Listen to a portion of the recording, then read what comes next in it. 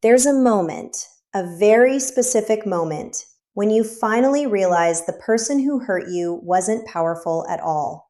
They were performing strength, performing confidence, performing love. And somewhere deep inside, beneath the cold stares, the silent treatments, the rage, the charm, the manipulation, there was a frightened, hollow human being who could not bear to look at themselves. If you've ever felt like you were going crazy trying to understand them, if you've ever asked yourself how someone could be so cruel and so charming in the same breath, stay with me. Because what I'm about to share with you will rearrange something inside your mind. It will give language to the chaos you lived through. It will not excuse what they did. It will not soften the damage.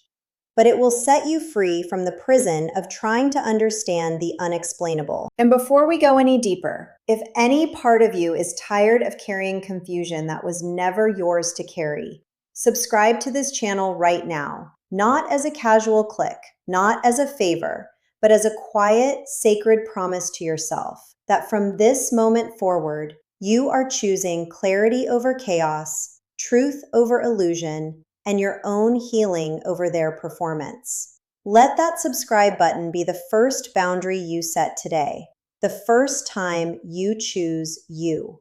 Now listen closely, because what looks like arrogance on the outside is almost always agony on the inside. The grand gestures, the need to be seen, the need to be admired, the need to be feared. These are not signs of a strong self. These are signs of no self. A narcissist is a person who, at some early point in their development, learned that being themselves was unsafe, unworthy, unlovable. So they built a mask, a magnificent, glittering, terrifying mask. And then they spent the rest of their life defending that mask against the truth. And the first thing you must understand is that beneath that mask lives a profound emotional emptiness, a vast, echoing nothingness where a self should be. Imagine waking up every morning and not knowing who you are. Imagine needing other people's reactions just to feel real. Imagine that compliments don't nourish you. They only quiet the void for a few minutes before the hunger returns. That's the inner world of a narcissist. They do not feel joy the way you feel joy. They do not feel love the way you feel love. They feel stimulation. They feel supply. They feel the temporary relief of attention, like a drug that wears off faster every time. And when the supply runs out, the emptiness rushes back in like a tide. That's why they always need more. More admiration, more conflict, more drama, more chaos. Because stillness, real, honest stillness, terrifies them. In silence, they would have to meet themselves. And the self they would meet is one they abandoned long ago. Think about that. Truly think about that. The person who made you feel invisible was running from their own invisibility. The person who made you feel small was suffocating in their own smallness. This does not make their behavior acceptable. It never will. But it makes it understandable. And understanding is the doorway out. The second truth lives just beneath the first. Their self-worth is not just low, it is shattered, fragile, held together with tape and mirrors and the constant approval of others. The grandiosity you witnessed was not confidence. Confidence is quiet. Confidence does not need to humiliate you to feel tall. Confidence does not crumble when someone disagrees. What you saw was a performance of confidence built on a foundation of glass. One wrong word, one perceived slight, one moment of being unseen, and the whole structure threatens to collapse. That is why they reacted with such disproportionate fury to things that seemed so small. A look, a tone, a friend who got more attention, a success of yours that did not orbit around them. To you, it was nothing. To them, it was an earthquake under their identity. Because their identity was never real to begin with. It was a costume, and costumes tear easily. You must understand this because for years you may have blamed yourself for their reactions. You may have rehearsed your words, softened your voice, dimmed your light, shrunk yourself smaller and smaller, trying to find the version of you that would not trigger them. But there was no such version. There never could be, because the trigger was never you. The trigger was the unbearable fragility of a self that could not tolerate being seen as anything less than extraordinary. You were not the problem. You were the mirror, and they could not stand what the mirror reflected. Breathe with that for a moment. Let it land. You were not too much. You were not too sensitive. You were not too needy. You were standing next to a person whose entire psychological architecture depended on you being less than them. And the moment you started to rise, the moment you started to glow, the moment you started to know your own worth, the war began. Because your wholeness exposed their hollowness. And nothing terrifies a fragile self more than a whole one standing beside it. Now here is where it gets even deeper. Beneath the emptiness, beneath the fragile self, there lives a third and quieter suffering. A suffering so toxic, so ancient, so embedded in the bones of who they are, that they will do almost anything to avoid feeling it. Shame. Not guilt. Guilt says I did something bad. Shame says I am something bad. Shame is the silent fire that burns in the basement of the narcissistic personality.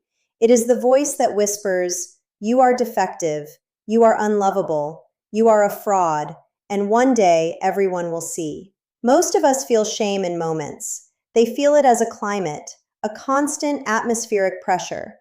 And because that pressure is unbearable, they have built an entire psychological system to push it outward, onto you, onto coworkers, onto family, onto anyone within reach. This is why criticism, no matter how gentle, lands on them like a knife. This is why accountability feels like annihilation. This is why apologies are so rare, so hollow, so quickly followed by blame. Because to admit a mistake would be to crack open the vault where the shame lives. And if even a sliver of that shame escaped, they believe, truly believe, it would destroy them. So instead, they project, they distort, they rewrite history. They make you the villain in a story where you were the one bleeding. Not because they are evil cartoon characters, but because they are drowning, and they will climb on top of anyone to keep their head above water. Even the people who loved them most. Especially the people who loved them most. And if you are still here, still reading, still feeling that quiet trembling of recognition in your chest, pause for a moment. Subscribe to this channel, not because I am asking, but because something in you is finally beginning to wake up. Something in you is finally beginning to see clearly. And clarity, once it begins, must be protected, must be fed, must be returned to again and again until it becomes the air you breathe. Let this be the place you come back to when the fog tries to roll in again, when their voice tries to climb back into your head, when you start to doubt what you lived through. Subscribe and let this be the steady hand that reminds you, you are not crazy. You were never crazy. You were simply tangled in the suffering of someone who refused to heal. Now let us go deeper still, because the fourth sign of their inner agony is hidden in plain sight, disguised as strength. Control. The obsessive, relentless, exhausting need to control. Control the narrative, control the people, control the outcomes, control the perception, control the temperature of every room they walk into. To you, it looked like dominance. To them, it was desperation. Because deep inside, a narcissist lives in a world that feels fundamentally unsafe. They learned, long before they could speak, that the world could not be trusted, that love was conditional, that value had to be earned, performed, extracted. And so they grew into adults who could not surrender to anything. Not to love, not to vulnerability, not to the natural messiness of being human. Everything had to be managed. Everything had to be engineered. Everything had to be held in their grip, because the moment they loosened that grip, the chaos inside them would meet the chaos outside, and they would not survive the collision. This is why they tried to control what you wore, who you spoke to, how you felt, what you remembered, what you believed about yourself. Not because they were powerful, but because they were panicking. Their entire nervous system was screaming danger, even in moments of peace. And the only way they knew how to soothe that scream was to make the world and the people in it smaller and more predictable. You were not being loved, you were being managed. And there is a profound difference. Love expands you, management shrinks you. Love says become more of yourself. Management says become less so I can feel safe. Sit with that, because it changes everything. Every rule they imposed, every silent treatment they weaponized, every guilt trip they laid at your feet. These were not acts of love gone wrong. These were acts of fear dressed up as love. And you, with your open heart, kept trying to meet fear with more love, hoping that one day your love would be enough to dissolve their terror. But you cannot love someone out of a wound they refuse to acknowledge. You cannot heal a person who is committed to their armor. You can only exhaust yourself trying.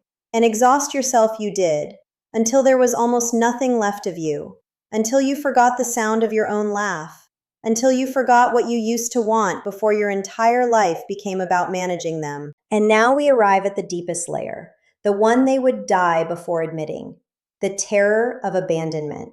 The bone-deep, primal, infantile fear that if anyone truly saw them, truly knew them, they would be left, discarded, erased. This fear is so unbearable that they spend their entire lives running from it. And here is the cruel paradox. The very behaviors they use to avoid abandonment are the behaviors that guarantee it. They push you away to test if you will stay. They devalue you to prove you were never that special to begin with. They discard you before you can discard them. They cheat, they lie, they betray, they vanish. Not because they do not care, but because caring terrifies them. To need someone is to be at their mercy. And a narcissist would rather destroy a connection than be at the mercy of it. This is why the cycle was so dizzying. The love bombing, the devaluation, the discard, the hoover, round and round and round. It was not a love story. It was a trauma loop.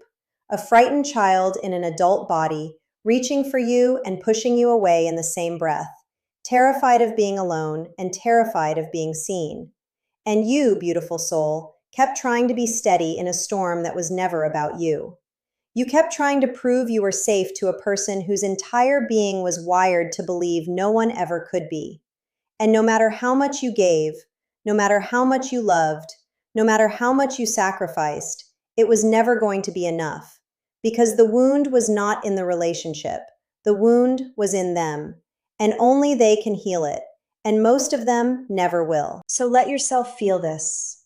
Let the truth move through you like a slow, warm current. They were suffering, deeply, quietly, constantly, and still, it was not your job to save them. It was never your job. Their suffering does not erase what they did. Their wounds do not justify your wounds. Understanding them is not the same as excusing them. You can hold compassion in one hand and accountability in the other.